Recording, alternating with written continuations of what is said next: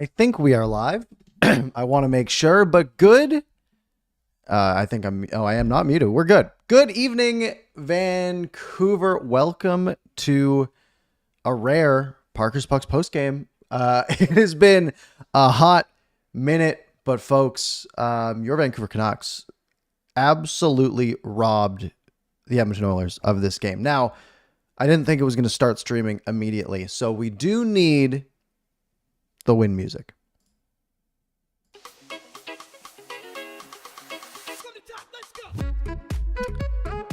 Good evening, once again, Vancouver. Welcome back. This is not Canucks After Dark. This is a post-game stream, and I wasn't planning on doing this. I was planning on watching the game when it was 2-0 Oilers. I said, you know what?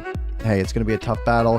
When it was 4-1 Oilers, I thought, hey, let's just try to sow some doubt. And folks, did the Canucks ever sow some doubt in this hockey game? Because the Edmonton Oilers take a 4-1 lead and completely blow it. And not just, hey, Skinner letting some weak goals. And sure, that Connor Garland goal was pretty weak. But the Vancouver Canucks absolutely turned it up later in that game. They absolutely dominated the latter half of that hockey game. Let me just get all my stats together here. If you just look at the shots, like we're not even talking about, real analytics here. First period 10-5, second period 11-4 in favor of the Canucks, third period 8-4 in favor of the Canucks. So the Edmonton Oilers, the hottest, most dangerous, scariest offensive team in the National Hockey League and in the National Hockey League in a long time, are held to just 18 shots by the Vancouver Canucks in this game. That is a recipe for success for the Canucks going forward throughout the playoffs.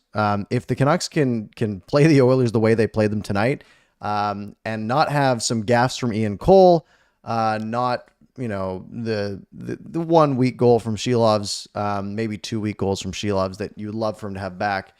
The Canucks showed tonight that they can absolutely hang with the Edmonton Oilers, and that is a big issue for the Oilers. I mean, Jason Bruff talked about it a lot on the morning show this morning and said, for the Canucks, the goal should be to sow doubt, right? There's a couple of ways for them to have done that. One would just be to come out and win this hockey game, and that would have been one way to do it. But I think the way that they did it tonight is so much more dangerous for Edmonton, where they had that 2-0 lead after one. They go into the second period, Canucks score early, that Dakota Joshua goal in the first minute, and then the Oilers really turned it up. They get those 2 goals back in about 35 seconds, something along those lines, 45 seconds. And the Canucks are down 4-1, and the absolute drive, the will, the determination to bring that game back and just say, hey, yeah, you saw us play Nashville and we were like this really defensive team that, ground out, a 2-1 win, a 1-0 win. Hey, we can also be that team that we were in game 4, where we can score 2 quick goals and turn the tides in a game before you even realize what has happened.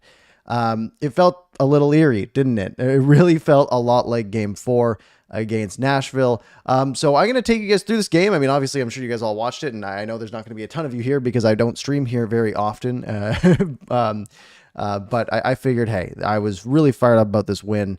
So let's take some time. Let's go to the people and let's talk about it. Let's go to the first period. Canucks start out honestly decent until 40 seconds in.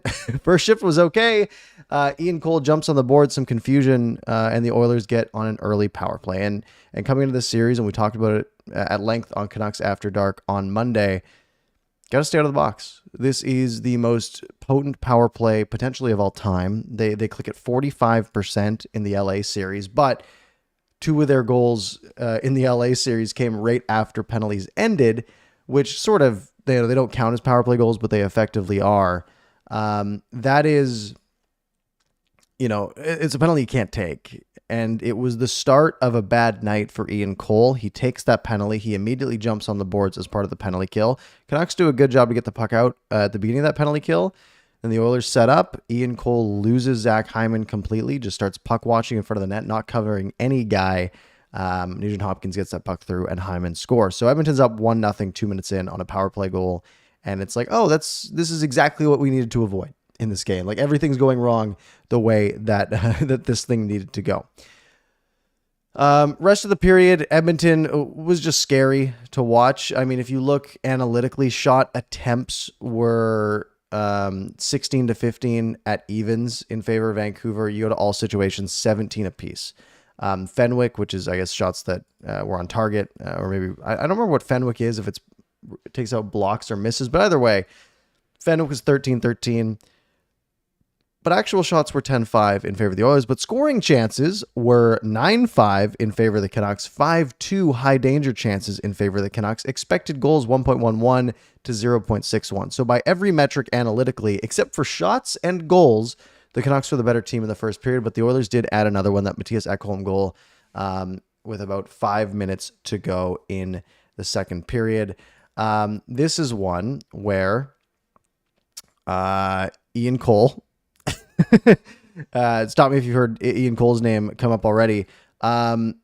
He made a really good pinch in the offensive zone, kept possession down deep, and then puck comes the other way, and he gets back in time. That's fine. I mean, he did give it up after that pinch, but whatever. It was in the offensive zone. They come the other way, and then Evander Kane tries to play the puck in front. There's nobody there, and Ian Cole, who could have played it to the wall for Connor Garland to skate onto and go for a skate. Maybe that's Brock Besser. I can't really tell on this angle. But instead, he banks it to Leon Draisaitl, who's now going to play it back to the point, and Ekholm scores. And of course, Ian Cole standing right in front of his goalie when that goal happens. So 3 mistakes from Ian Cole lead to 2 goals for the Edmonton Oilers in the first period. And like I said, though, other than that, the Canucks were the better team. And I think if Ian Cole has a better game, the Canucks look a lot better coming out of this one. Second period, Canucks score early. Dakota Joshua, the game one merchant at this point, 3 points in game 1 of the Nashville series. He gets 3 points tonight. Just a face-off win in the offensive zone. Ian Cole, positive, takes a shot, misses the net, but took a shot. A good hard shot, gets a nice little bounce. And Dakota Joshua, the angle on this goal is really impressive. I mean, the puck really comes out to 3 inches ahead of the goal line. So you have to be perfect, and he puts it right under the bar. Skinner has no chance, even if he gets there in time. That thing is absolutely shelved. So 53 seconds into the second period, Joshua gets the Canucks within 1. And genuinely, the Canucks had a really good period until the Oilers started to just put it on. 12 minutes in, Oilers attempt to clear the zone. Ian Cole's at the point. The puck is high over his head. Now, he can just let this puck go. He's got Hronek back there. No, he's got Soucy back there. Soucy can pick that puck up, dump it back in. Instead, he goes to high stick it, and he makes contact, which means he can't touch the puck next. So Edmonton touches the puck next, and Ian Cole sort of gets caught and gets burned a little bit. He then loses his man in front of the net, and then the shot from the point, which Seelovs overcommits to a little bit, he slides with the puck, hits Ian Cole, and goes the other way and into the net. So Ian Cole, penalty and missed man on the first goal, giveaway on the second goal, and literally deflected the puck in on the third goal. You take Ian Cole out of this game, the Oilers have a single goal. Frankly. And it's a bad goal that Sheelov should have had. So, the Canucks really played good. What's really nice for the Canucks, or I guess the Oilers did get one more. They did make it 4-1, and this one felt really bad. Canucks just trying to bring it out of the zone. And they play it in deep. Or not, they don't get it that deep, but the Oilers come the other way, and Zach Hyman is by himself. There are 4 Canucks players back between Hyman and the next guy. Tyler Myers doesn't realize that. Tyler Myers can just skate at Zach Hyman and take the body and just angle him out. Instead, he lets Hyman walk in and just throw a weak shot towards the net that Sheelovs lets slip through. This is one Sheelovs really should have had. It was not a great look, and it makes me question who's going to start game 2. Although after the win, they might go back to him. That was tough. A really avoidable goal that really made this game feel like it was out of reach, right? You go from 3-1 to 4-1, and you're really behind the 8 ball. However, late in the second period, the Canucks get one back, and this is Elias Lindholm getting lucky, frankly. I mean, he gets the puck behind the net, tries to play it out in front for Connor Garland, Or no, it was Dakota Joshua in front. Garland was off on the side. Tries to play it in front for Joshua, and it hits Stuart Skinner's stick, and he puts it into his own net. So the Canucks are 4-2 down by 2 goals going into the third period. Again, analytically, second period, shot attempts 25-12 in favor of the Canucks. Shots on goal 11-4. Scoring chances 14-4. High danger chances 5-1, with expected goals being 1.5 to 0.4, and they ended up being 2-2 in reality. So the Canucks, similar situation going into the third period, down by 2, just like they were, down by 2 going into the second. And again, a little bit of a flashback to Game 4 here against Nashville. Third period, Canucks looked great for the majority of this period. Edmonton, I don't think, had a shot till maybe 10 to 12 minutes into this period. Actually, I don't think they had a shot until after the Zadorov goal, so it might have been that late. JT Miller gets the first one, and this goal is ridiculous. So we go to 4-on-4. Zadorov gave Draisaitl a couple shots. Draisaitl gave him a slash back. They call him each. They go 4-on-4. Which, if I'm a Canucks fan, I'm a little scared because obviously you're going to have McDavid out there, but Draisaitl's not out there, which is nice. And of course, Zadorov being missing on the 4-on-4 shouldn't be a big deal for the Canucks. It's a good trade if you're Vancouver. Really good play by Brock Besser to win a battle, to keep the line. Miller plays it over to Soucy. Soucy goes back to Besser. Besser just throws one to the far corner where only Soucy can get it. It comes back to him, and the Oilers get kind of lax and play positionally. Brock Besser does the thing that he did, quite often in the Nashville series, where he makes a play, lets the whole play go to one direction, and then he just stays there. Like on this play, Brock Besser plays the puck to the far corner to Soucy. Everybody on the ice drifts to that side of the ice, and Brock Besser just stops and stays at the top of the faceoff circle on the other side of the ice. And Soucy plays it back to him. There is nobody within 30 feet of Brock Besser by the time he gets this puck. Now I'm thinking, you gotta let this shot go. Instead, he fires it to JT Miller as if he's trying to set up a play like back to Miller, back to Besser, back to Hronek, and maybe a shot on goal. Instead, JT Miller does this wild thing where he tries to tip this in from the goal line, and it somehow works. This is one of the most egregious tips I think I've ever seen in my life. To think that you have a chance from that angle, it's just crazy to think that. Like, he literally, his feet are on the goal line when he tips this. He somehow gets it through. It's unbelievable. Canucks are within 1 with 10 minutes to play. They keep the pressure on. And I mean, how can you not love some Nikita Zadorov? Teddy Bluer goes out on the wing. He's got a guy driving the net, doesn't have time to get the puck there. So he just stops, plays it back to Zadorov. And there is 5 guys between Zadorov and the net. And somehow he is able to rifle this through 4 Edmonton bodies, untouched until it gets to Stuart Skinner, gets a piece of his pad and gets through. Nikita Zadorov has been so unbelievable in this postseason. Like a huge X factor for the Vancouver Canucks. Ties this game with 6 minutes to go. And you remember, game 1, 2 goals in 12 seconds. Well, it wasn't that fast, but how about 2 goals in 39 seconds? Oilers get some pressure going in the Canucks zone. Connor Garland throws a hit. And Dakota Joshua and Nikita Zadorov just win a battle on the wall in their own zone. Like, this is a critical play for the Canucks. Zadorov takes his time, waits for things to build. Lindholm sets a nice little pick on Ryan Nugent-Hopkins in front, and Zadorov just goes for the stretch pass. And then such a good play from Dakota Joshua to lure in the defenders and play it off to Garland, who has speed. Nurse has no chance of catching up to him. And Garland winds up for the clapper. It's a fake, takes it wide, and now everyone is thinking, including Stuart Skinner, Garland is going to either skate around the net and try to find a guy coming in as a trailer, although the Canucks are changing at this point, so I don't think that's happening, or Garland's going to button hook into that corner and again look for some support. Instead, Garland just throws the puck at the net when Stuart Skinner's adjusting. It goes 5-hole, and he banks it into his own net. a disgusting goal. Like, just one Stuart Skinner is going to want to have back. If you came into this series and said, hey, top end skill, Oilers have it. Defensively, the Canucks probably have it. Depth forwards, maybe the Canucks have the edge. Goaltending, though, you got Stuart Skinner against a guy who's unproven, third string Latvian goalie. Skinner's got the edge in the goaltending department. This game, he allows 5 goals and a couple of pretty weak ones. I think this is going to be a wild, high-scoring series all the way through. But the Canucks get that lead. And how about those last 5 minutes? It's what the Canucks did all season long. They got the lead, and they sat on it. It sucks to watch. It's stressful.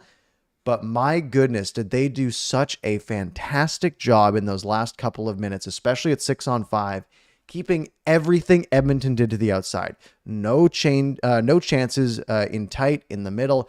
Everything was from the outside. They were blocking shots. Things were getting deflected. They were getting sticks in lanes. JT Miller had a really nice play where they were trying to make a pass down to essentially the inverse Draisaitl spot on the far side. And JT Miller just reached out, got a stick in there, deflected out of play so they could get a change. And that was after an icing where they had been stuck on the ice. So the Canucks really just shut it down. Shelovs makes some big saves in the third. He only faced 4 shots, but if you look at it analytically, 6 scoring chances for the Oilers, 6 for the Canucks as well, 2 high dangers. This was a really, really good win from the Canucks. Expected goals wise, 3 to 1.4 over the course of that game. So the Canucks were analytically the better team. I love to look at Money Puck to see that the good old deserved to win-o-meter, and I'll tell you what that says right now. Where's the meter? It is at 68% of the time the Canucks should win this game.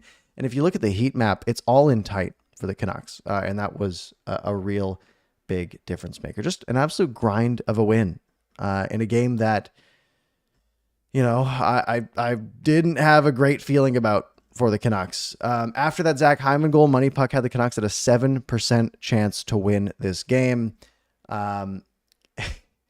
You look at the goals the Canucks scored, and they had some dangerous chances, but it's a really nice feature that Money Puck has here. And they say how many expected goals occur from each shot. Zach Hyman's first goal, 0.46. So 46% of the time, that's going to be a goal with that shot from that position at that play. But Matthias Ekholm's goal, only 0.02. Dakota Joshua's was 0.25, so 25% chance of scoring. But you look at the 4 Canucks goals after it was 4-1. Elias Lindholm, expected goals from behind the net, 1%. JT Miller, a tip from that spot on the ice, 4%. Nikita Zadorov, a shot from where he shot that from, 1% of the time that's going to get through. And Connor Garland at 2% with the shot he took. So a bunch of really unlikely goals for the Canucks that, just happened to work out. And it's fantastic. It's absolutely fantastic. Folks, I think I'll take some questions here, some feedback. I see that the chat's been going pretty nicely here. So if you have any questions or comments, throw them in the chat here. I'm going to see if I can get the old chat machine up because I didn't do that ahead of time. I don't know if it'll actually load everything that's been sent already. How do I do this? It's been a while. Do I need to pop the chat out? It doesn't work. Okay. Either way, I'll answer your questions. I'll just say what you said, and then we'll be good to go from there. Scrolling up here. Whoops. Lex was the one who saw me at the Donaire place. It's nice to see Lex. Oh, the chat is working now. Now that it is coming through. Andrew Owens is Lindholm doing what we traded for. Lindholm has been really, really good. Really good. He's thrown the body, hit a couple big hits. That goal was big at the time they needed it. Him and Joshua and Garland have been the Canucks' best line, or the second best line. The Miller Besser Suter line has been better. What else do we got here? JDAC says, thoughts on Petey this game? He was decent. compared to last series, Pettersson was pretty good. He made some decent plays. He won, I don't know what his actual faceoff percentage was. I would love to see that. Let me check here. Box score, Canucks, 60% in the faceoff circle tonight, which is what it felt like. He's credited with 4 hits on the night in 19 minutes of ice time, 3 shots on goal. I mean, zeros across the score sheet otherwise, but I thought he was pretty good, genuinely. While he was on the ice, let's look at the Canucks on ice, and let's go at 5-on-5. 5-on-5 is fair. Expected goals percentage. Every single Canucks player tonight, while they were on the ice at 5-on-5, had an expected goals for percentage above 50%, which is phenomenal. Here's where it gets good. In 10 minutes and 25 seconds of 5-on-5 ice time, Niels Höglander, 0.64 expected goals for, 0.01 expected goals against, for a 98% expected goals for at 5-on-5. Ilya Mikheyev, 97.43. Elias Pettersson, 82.68%. So those 3 were the top 3 forwards. That line, from a strictly shot at your expected goals perspective, that line was the best for the Canucks. And the shots were 5-1 while those 3 were on the ice together at 5-on-5. Obviously, that makes a difference. Corsi was somewhere in the 10-5 range. But while those guys were on the ice, they were, the best players, frankly, which is fantastic.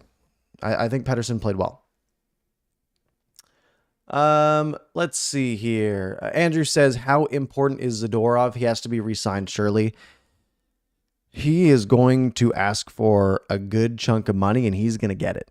He is going to get it. Nikita Zadorov has been, when the Canucks traded for him, he was advertised as this guy who's going to dazzle you occasionally with some absurd play that's fantastic. And at other times, he is going to make some boneheaded mistake that everyone's going to hate. We have not seen the latter very much from this Nikita Zadorov. He has been an absolute game changer for the Canucks. You look at a guy like Filip Hronek, who has been, good as a partner for Quinn Hughes, but the latter half of the season, he wasn't great. Zadorov, I think, is more important to the makeup of this team right now. He has been so good. JT Miller is getting shout outs in the chat. JT Miller has been the best player for the Canucks so far. I mean, I think someone did a poll. I don't know if it's Donnie and Dolly or Scarce and Price. Did a poll on Twitter last week of who is the Canucks MVP in the first round. Besser had the most votes, but the answer was JT Miller. Sure, Brock Besser frankly won you a couple games on his own, which it's hard to balance that with what JT Miller brings to the table. But Miller was absolutely outstanding again tonight. He has been so unbelievable for this team. Absolutely. Peter saying Zadorov and Joshua are the biggest priorities by far in the offseason. I agree. Those are guys, when you get to the playoffs, those guys are your big players. Paul says GG's Vancouver. I know you're from Toronto, Paul. You'll be rooting for us the whole way. I appreciate that. I didn't root for you. I'm sorry. I did not root for the Maple Leafs. Beanchild says, let's go. I can't understand Miller's tip. I frankly can't either. It's a stupid tip. You're never going to score with that. Except he did, which, sorry, I guess. It's just unreal. Christian says, I think Petey's slowly improving every single game. Hopefully he explodes sooner rather than later. We know what he's capable of. Yeah, I think we're getting there too. I think every time he improves a little bit, he's going to build up that confidence a little bit and improve a little bit more. Weekend Nachos says Scott Rowe going crazy. Hell yeah.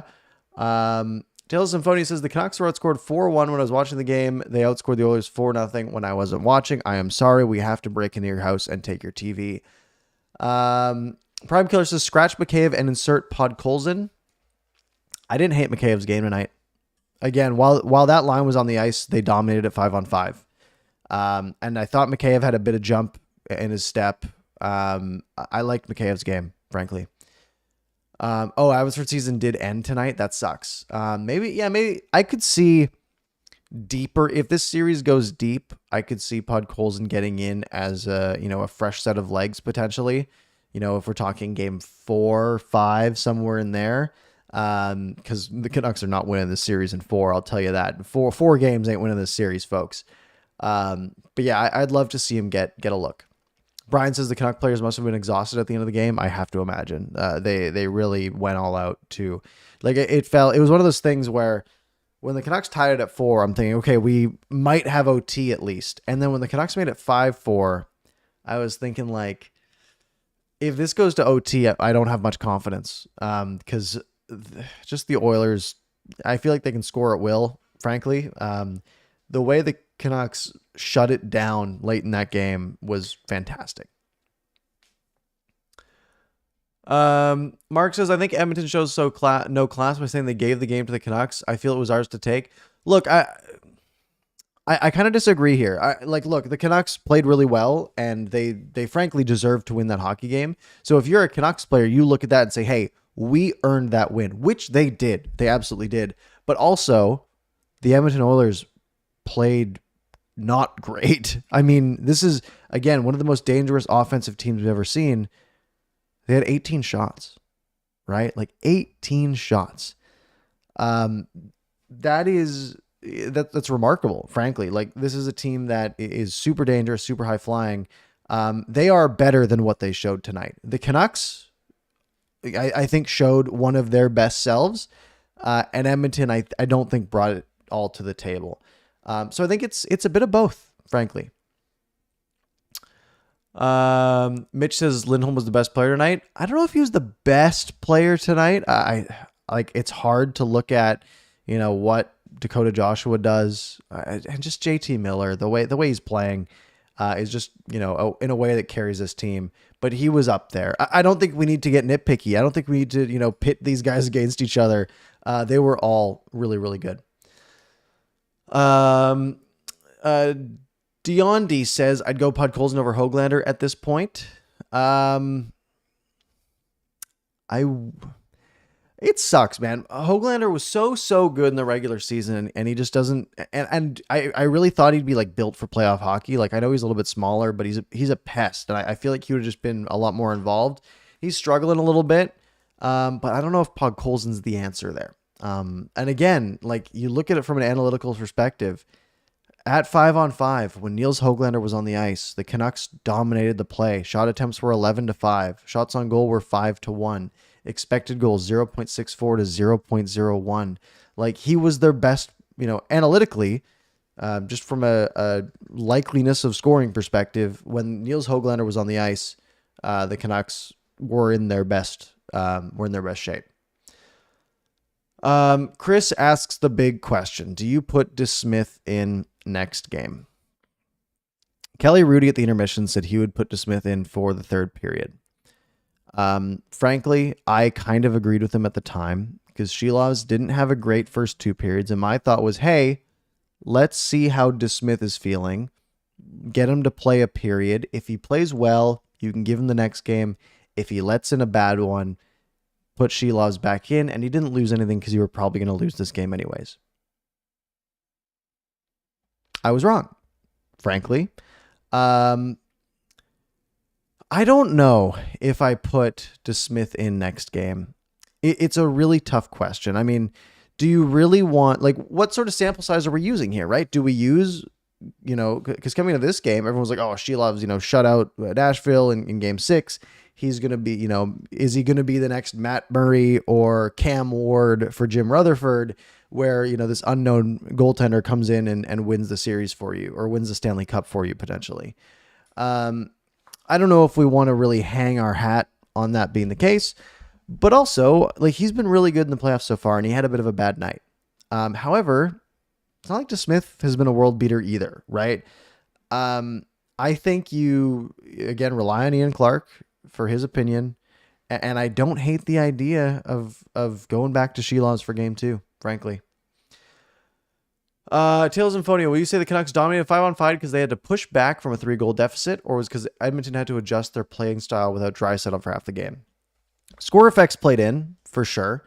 And I think if you make the mistake of looking at shots on goal by period, you would give yourself maybe the wrong impression, right? You'd be like, oh, Edmonton had 10 shots in the first period, Vancouver had 5. So Edmonton dominated the first period, they scored those 2 goals, and the Canucks played the rest of the game trying to come back, which is why they had 11 shots to 4 in the second and 8 shots to 4 in the third.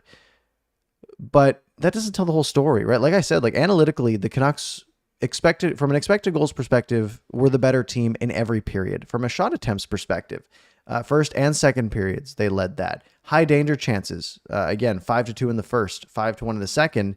Analytically, the Canucks were the better team throughout this hockey game.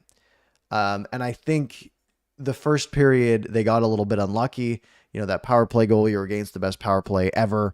And that Ekholm goal, I mean, he should never even had that opportunity to take that shot if Ian Cole hadn't played it to him. I think what really happened is Ian Cole, like the Canucks played a really good game the entire way through, and Ian Cole made some bad mistakes that gave Edmonton a few goals, and the Canucks still outworked that and still outmatched that and still won this hockey game. Leon Draisaitl being out potentially or being hurt is a real thing to watch, especially because, when a guy's fighting an injury in the playoffs, but if you don't know exactly what it is, it doesn't matter as much. The Canucks know what this injury is. This is a back injury 100%. I mean, you saw sort of the check from Myers that seems to have aggravated it. You saw him take that sort of 10-second, stint in the second period. You saw him kind of doing this, like trying to stretch it out. Like it's very clearly a back issue for Draisaitl, which obviously is concerning if you're the Oilers, because backs are fickle. And that if he's going into a board battle against Nikita Zadorov or Ian Cole or Dakota Joshua or Carson Soucy, they might lean into him a little harder, right? How often do you see, a little cross check in the back on a board battle? It never gets called. It's a normal play. They're going to be doing that to Draisaitl throughout this series, and he's going to feel it. So it's definitely something to watch. Jordan says, do you think boarding should have been called for the hit on Quinn? I watched this replay. It kind of is, like, I look at it, it's boarding. I don't know if they call that in the playoffs, though, very often. Felt like the same hit Dak had against the Preds. And frankly, Dax, they turned from a 5 to a 2 because it was boarding, but it wasn't like it. I mean, and it hurt the guy, which sucks, of course. But I think, like, by the letter of the law, it was boarding. But I see why they wouldn't call that in a playoff game. Deondi says, I'm more upset about the slash on Bessa that went uncalled. I think this had to do with the emphasis on embellishment that the NHL's had coming into the second round of the playoffs. I don't think Besser was embellishing, because if you get a slash to the back of the leg, there is absolutely no padding there. Your shin pads do not cover the back of your knee because you need flexibility in your knee. So I think he got a slash right there and it hurt him and he went down and slid right into the official. But I think the official maybe thought he embellished it a little bit. Not saying that's what happened, but that's what it seemed like. Steven asked what jersey I am wearing. This is Brock Besser reverse retro. I was wearing the black skate Pettersson jersey until right before Brock Besser had the hat trick in game 4. I put this jersey on after the second period in game 4. Besser gets the 2 goals in the third, and I said, all right, this is the one I'm wearing for the rest of the playoffs. Just the way it's got to be. Yeah, and Sonny says Canucks are undefeated now in 5 games against the Oilers, definitely creeping in the heads of Edmonton. And I think it's really impactful the way the Canucks won this game. Because if the Oilers had hung on to that 4-1 lead and won this game 4-2, let's say, or 5-3, something along those lines, they would have looked at it like, yeah, that's the team we are. We're going to win these games 4-2, 5-3. We're just the better team. But now that seed of doubt has been planted, right? The Oilers have struggled in the second round. They get knocked out by Vegas last year. And this offensive powerhouse where they're just going to outscore any defensive problems they have. Well, the Canucks just poked a hole in that, frankly, right? They said, hey, you know what? We can score in bunches too. We can score 4 goals in a row. Maybe defensively you're not very good, and we are going to exploit that. That's something to really keep track on the mental side. If the Canucks can win game 2, they are laughing at that point, right? You just got to win 2 out of the next 5. Game 2 is going to be really interesting to see how the Oilers come out. And look, the way the Canucks played, I don't think you changed anything. I think Ian Cole played really bad for essentially like a total of 60 seconds of ice time, frankly. Like he had that really bad hop on the ice. Like he had the 2 men penalty. He had the bad giveaway, or he didn't cover his man on the PK, which again was a 5-second mental lapse. And he had the giveaway on the Cody Ceci goal, and the giveaway on the Ekholm goal. And then, of course, that Ceci goal that he sort of tipped in. All in all, that's like really 20 seconds of bad play from Ian Cole. That was the reason that the Oilers scored 3 of those 4 goals. I think if Ian Cole figures it out, which I'm sure he will, right? He had a bad night. It happens. Like how much ice time did he end up getting actually? Did they staple him a little bit? Yeah. Ian Cole ended this game with 13 minutes of ice time. By far the lowest out of all defensemen in the entire game. Next lowest for the Canucks was 17:51 for Soucy. So it was a 5-man rotation basically for the Canucks on defense.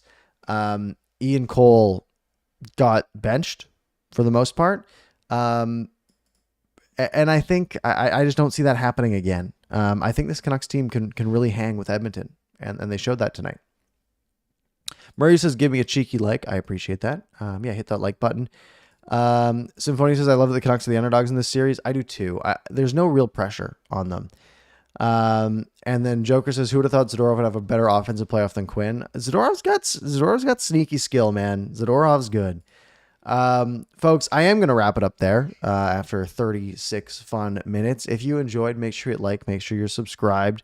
I don't know how often I'm going to do this. Frankly, I'm trying to be like downtown during these games. I want to be, in the action. But tonight it didn't really work out, and I was excited about this game, and I was like, hey, let's get a stream in. So I figure, we'll do this occasionally. But where you can find me every Monday night, Canucks After Dark on YouTube, search for it. It's also linked in the description here. That's where you can find me most of the time. Folks, have a great night. I'll see you next time.